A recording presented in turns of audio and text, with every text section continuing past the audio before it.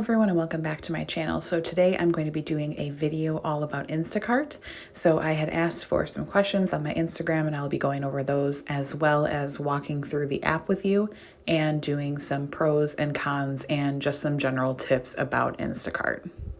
Before I get into the video, I did want to mention that this is a collaboration with a YouTube and Instagram friend of mine, Glam Life by Meg. I will link her video below. She is doing a video on one of her favorite side hustles, which is DoorDash. So make sure you go check out her video as well. So the first thing I'm going to talk about are the pros of Instacart shopping. So one of the biggest pros for me specifically is the flexibility, and this is what drew me to Instacart initially as a side hustle option for me. Because I am a working full-time mom of two, this was very important for me. I didn't want to be on a schedule or have certain hours, and Instacart allows you to pick up batches at any time. So it's extremely flexible. You don't have to be on a schedule or anything. Another pro about Instacart is the support. So not only the support on the Instacart app, but also outside of that. There's a huge network of Instacart shoppers, and everyone that I've talked to that works for Instacart is so genuinely helpful and amazing. And also the support at Instacart is really great as well. So I have had times where I've had to reach out to support to help me on a batch or something along those lines, and I'm always connected extremely quickly, and it's always been a very smooth process. So that's definitely a thumbs up for this for me. Another pro of Instacart is the app. So I find the app extremely easy to use and very user-friendly. I've never had issues with the app crashing or anything, and I feel like it's just overall a really great app. I would recommend though, and this is kind of going into the tips as well, that you do try to get into the Wi-Fi at whatever store you're at just to make sure that the app is working properly. The only issue I've ever had is sometimes if I'm in the back of a store, my service might be a little shoddy, and that might cause like me to not be able to scan a barcode, but it's never really been a huge issue, and almost every store that I've shopped at has a Wi-Fi option. So the next pro actually ties a little bit into the flexibility of the system. So this is zones. So Instacart works off of your location. So if you're, for example, running errands in a different city and you want to pick up a batch, that is something that you're able to do with Instacart. You're not tied down to only the city that you live in. You can actually have flexibility with that as well. And the last pro that I wanted to mention in this video is the earning potential. So with Instacart, your earning potential is basically limitless because it really just depends on how much time you're looking to spend on Instacart and what your schedule is like. So for me, I typically only do Instacart 1 to 2 times a month for one day, only for like 2 to 4 hours. So my earnings are pretty low, but I do know some people who actually work this as like a second full-time job, and they have extremely awesome income from it. So it really depends on how much time you want to spend and what your schedule is like, but you could really make this a full-time job if you wanted to. So next up, I'm going to be talking about the cons of Instacart shopping. So one of the biggest cons that I see mentioned a lot about Instacart is taxes. So when you are working at Instacart, none of your taxes are being withheld. So that is your responsibility. And it's also your responsibility to track mileage and any other expenses that you might incur for tax purposes. So that's definitely something that you need to keep in mind if you are thinking of doing Instacart. You do need to set aside money for tax purposes. So availability is another possible con, and it kind of depends on your area. So if you live in a very large metro area, this probably will not be an issue for you. However, if you live in a smaller town like I do, there is some availability issues sometimes with batches. So a lot of times there will be batches in my nearby city. However, they might not be batches that I am willing to take. I, over time, have kind of set a threshold of what batches I'm willing to take. And so I don't always have a ton of available batches, so that's definitely a con and might just depend on your area. Another con is that a lot of the pay that you make in Instacart is based on tips. So I guess you could consider this either a pro or a con, just kind of depending on your area and the customers that you serve.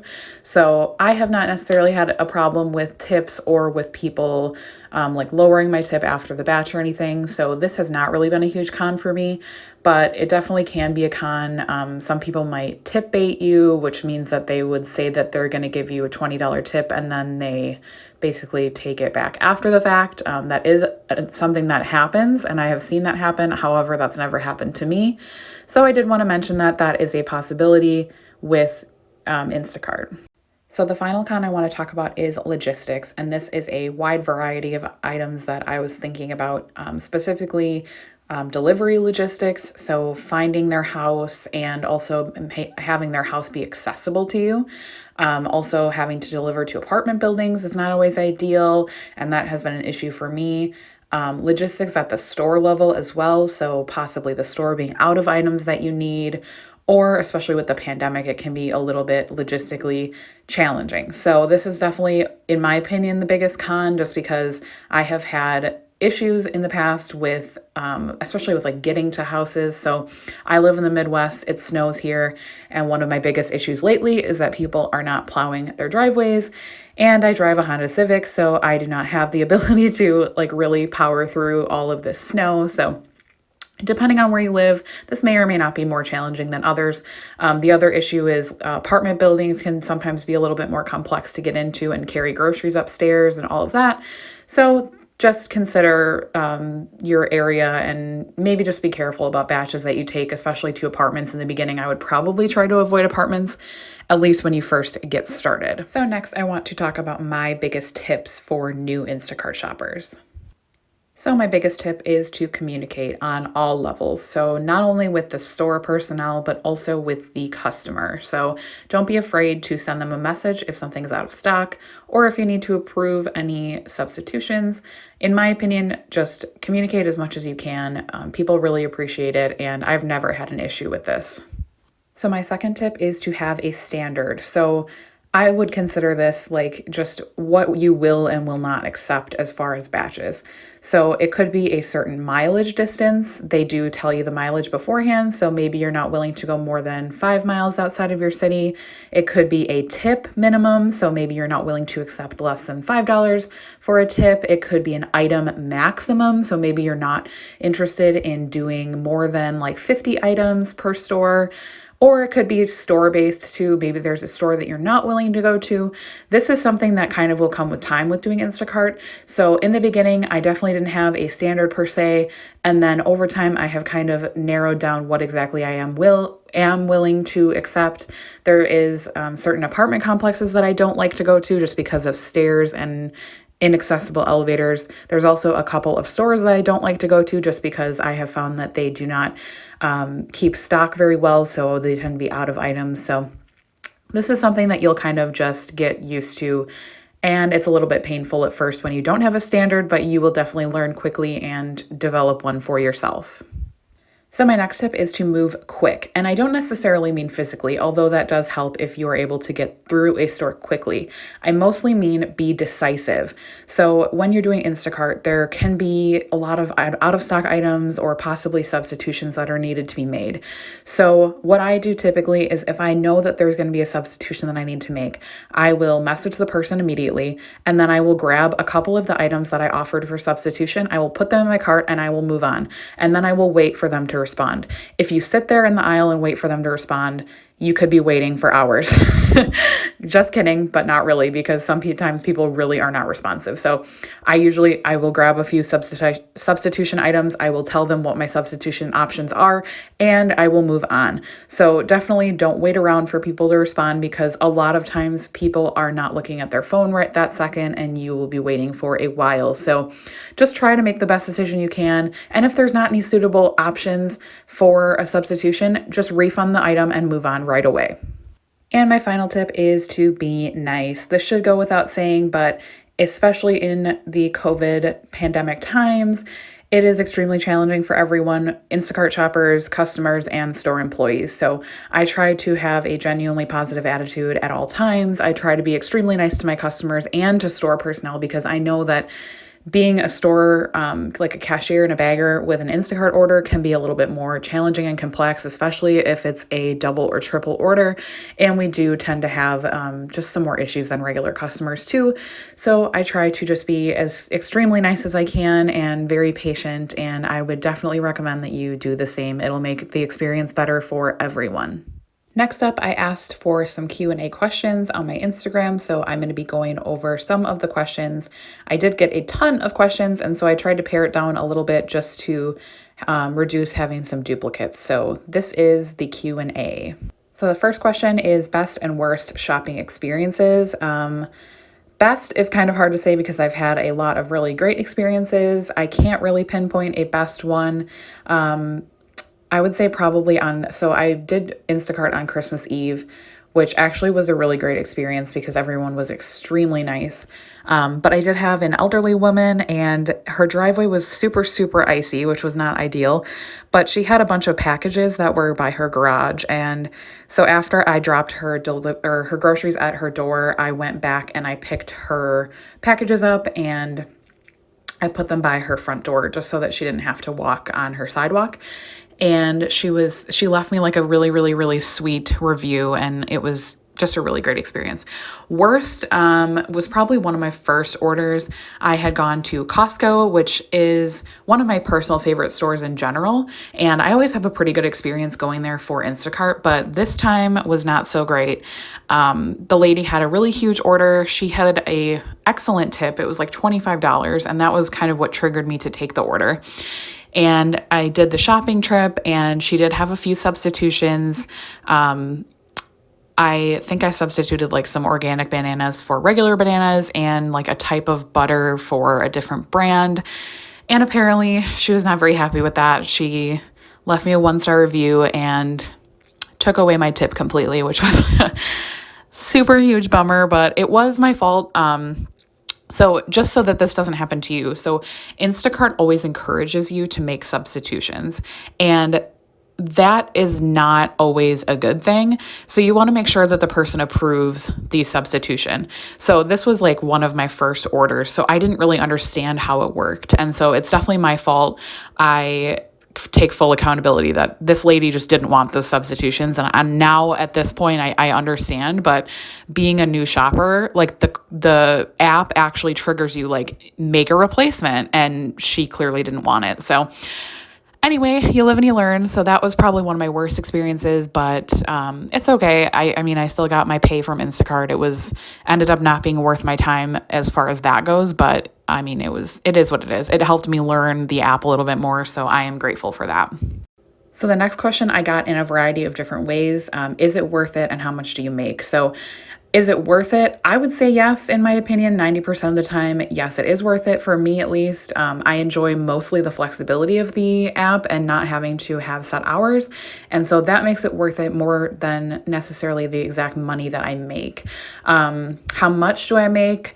Kind of depends on the day because it's per batch. So, I mean, I've made more than $100 in a day in like 4 hours. I've made a little bit more than that and a little bit less than that. I mean, that's probably like my average is like between $80 to $100 for like about 3 to 5 hours. So in my opinion, it is worth it, and mostly the flexibility makes it that way. Is it easy? I would say yes. But I guess that's kind of a loaded question because it depends. So if you're familiar with grocery stores, especially in your own area, I would find it pretty easy. And a lot of the grocery stores in my area, at least, it tells you the aisle number in the app. And so if you're looking for an item, typically it'll give you an indicator.